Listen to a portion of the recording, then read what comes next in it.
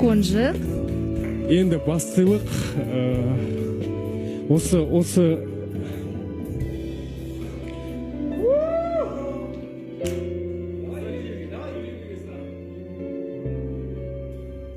осындай өмірің осындай жалтыраған алтындай болсын.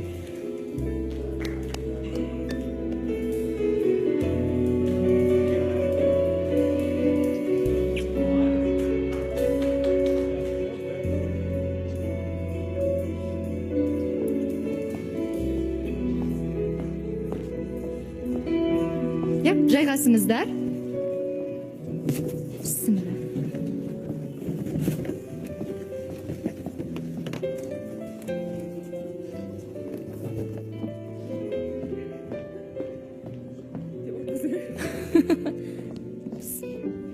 Және бұлбұлға тағы да сыйлықтар бар. Шалқасынан жатты қонжық мен жанында аяғын айқастырып. Иә. Бұлбұл, күттіңіз бе? Бұл кісі негізінде кішкене кешігіп қалды. Негізі әлде қашан бұрын келу керек болған, одан кейін түрлі мәселелер, кезергілер жолда пайда болды. Бұл иіссу және гүл шоқтары Фархат кімнен еді? Хатында жазылған дейді.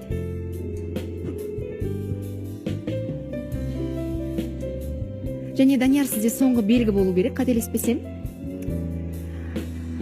Қамыр жая аласыңдар ма дейді. Гүл жіберген адам: Бұлбұл жаным, туылған күнің құтты болсын, махаббатың баянды болсын, мүбәрәкті тең Астана қаласы дейді. Көп рахмет, очень приятно. Және ар жақта иіссу.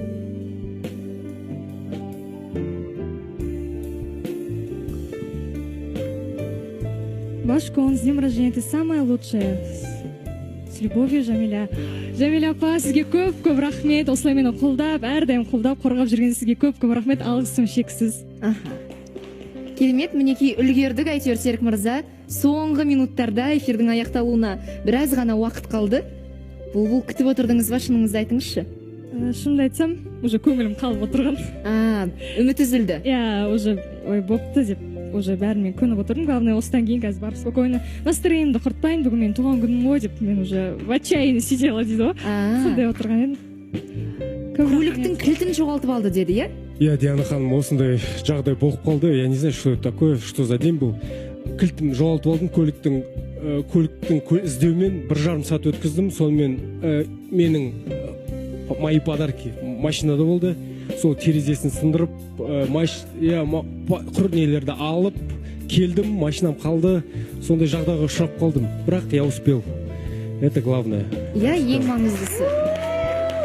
Я шынымен де бізге суретін жіберді. Міне қазір көлікті қалдыруға тура келіп жатыр. Таксимен жетем, қалайда болса. Эфирлік уақытты созыңыздаршы, мен үлгеруім керек, Башконды құттықтауым керек деді. Рахмет үлкен. Рахмет. Енді мінезім шығар, білмеймін ғой, қырсық шығармын, сол шығар. Білмеймін. Жоқ, сонда мен ойладым, енді сол 1,5 сағаттың ішінде кілтім іздегенше біраз ашуландым. Енді кім қырсық, мен қырсық па, Бұлбұл қырсық па деген. Әйтеуір біреу қырсық. Әйтеуір біреу қырсық. Бірақ мен үлгердім, қуаныштым. Бұлбұл, мен саған тек қана бақыт тілеймін. Мен ба, менсіз ба, мен саған бақыт тілеймін. Мен сенен кешірім сұраймын. Все, что произошло, я у тебя прошу прощения. Мен сенің әке-шешеңнен кешірім сұраймын. Сондықтан мен сені жақсы көрем, жақсы көрдім. Какие ты в будущем, какие меры ты примешь насчет меня, что ты не ойлайсың, что ты надумаешь, мен білмеймін. Бірақ мен саған тек қана ақ жол, бақыт тілеймін. Это со мной или без меня? Но я хочу, чтобы ты была со мной. Қоштасу сөздері ме, Серік мырза? Жоқ, мен қоштасу емес. Бізде сөз болған, қалай айтсам болады? Мен шет жағасын білемін, Бұлбұл маған айтты ғой деймін. Туған күнге дейін бірге жүре тұрамыз, одан кейін екі жаққа кетеміз деген сияқты ма? Жоқ, ондай болмады. Былай болды. Бұлбұл ойланып, мен соңғы эфир ауыр эфир болды. Бұлбұлға өте ауыр сөздер тиді. Ол менің кінәм болды. Сондықтан Бұлбұл әке-шешесі өте қатты ұрысты Бұлбұлға. Әке туысқандар ұрысты деген сияқты. Мен ол кісілерден кешірім сұраймын, кешіріңіздер мені. Бұлбұл енді ол жігітпен араласпайтындай бол деп сондай не қойыпты, шектеу. шетпе қойыпты. Енді что я хочу сказать, я постараюсь, мен істеймін, бірақ енді сен жоқ деп атсаң, енді я приму это. Бірақ мен саған қандай отношениямыз болса да, мен саған тек қана бақыт тілеп отырамын. Бұл мен сені жақсы көрем, жақсы көрдім. Это для меня важно. Бұл.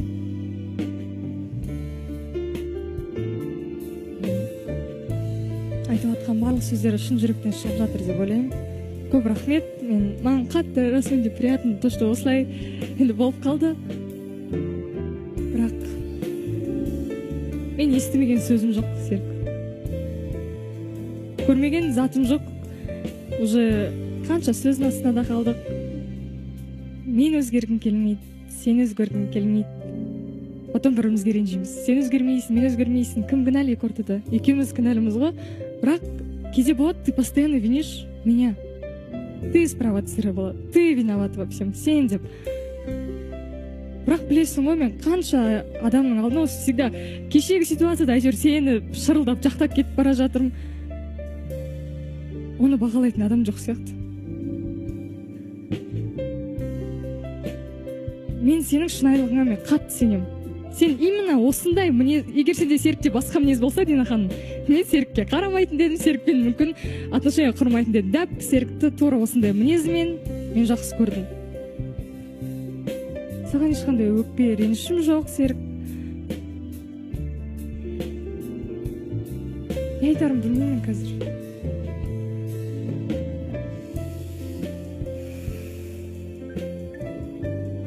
Бұл сіз бүгін ұсыныс күттіңіз бе?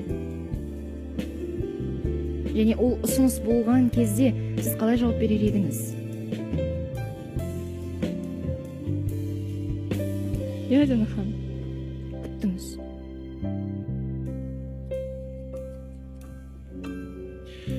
Дина ханым, қосып кетсем бола ма? Қайырлы кеш, Серік, қош келдің. Енді кереметте бүгінгі қызың туған күні, бұлай ойлайтын керемет сыйлықтармен келіп отырсын.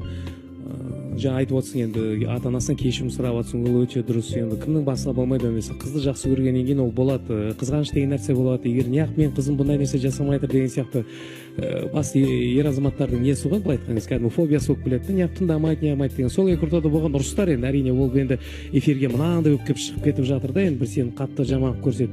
На самом деле сен жақсы көретін көрініп тұр да, мен қазір түсінбей отырғаным, мен бұл кәдімгі бір қоштасу ма или қалай енді, болмаса енді осыдан сендер тоқтатып жатсыңдар ма? Осыншама нәрсе кеткеннен кейін мен айта алмаймын, что бұлбұлдың қазір сезімі деген керемет өшіп қалды деп айта алмаймын. Просто ата-анасының сәл қарсылығы болды, бірақ барлық жағдай болған күннің өзінде сен бұлбұл сен жібере алмайды бұл жерде. Бұл сенің сөзіңе ғана қазір уже еріп отыр да, былай айтқанда.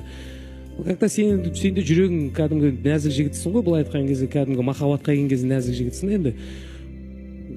Бірақ слово за тобой деген не ғой, сенің қалай айтасың, ол солай болу керек. Жоқ, Ізбасар, мына жерде енді бұлбұлдың аузынан шыққан сөзі мен бақытсызбын деген сөз ғой. Егер де ол бақытсыз болып жүретін болса, бұнда ары қатынастың не керегі бар деп бір жағынан ойлаймын да. Бұлбұл, сені де бір жағынан түсінбей отырмын. Сен өзің айтасың, мен бақытсызбын, мен ештеңе бола алмайды дейсің, бірақ қалай сен ұсыныс күтесің? Егер де сен өзіңнің бақытыңды Серікпен көре алмасаң? Мен негізінен де өзімнің ойымды айтып жатырмын. Іштегі бір тесіктегі кішкентай қыздың арманын айтып жатырмын. Негізі біз Серікпен ол жайлы сөйлестік. Біз мені кәдімгідей ренжіген момент, мен қазір ештеңе айта алмаймын, Серік.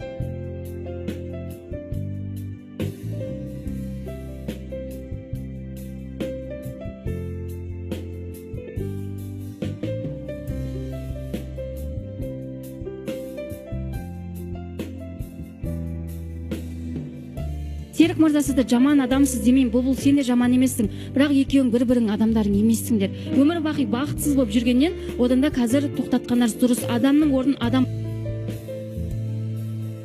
басады. Әйтеуір сізде сен жақсы жігіт табасың, сіз жақсы қыз табасыздар, бірақ бір-біріңізбен емес. Айдана, Иә, Диана ханым, жаңа енді Серік кіріп келіп өлеңін айтып жатыр ғой. Әрине керемет көрініс қой, бірақ шынымды айтсам, я қуанарымды, я жыларымды білмей тұрдым да.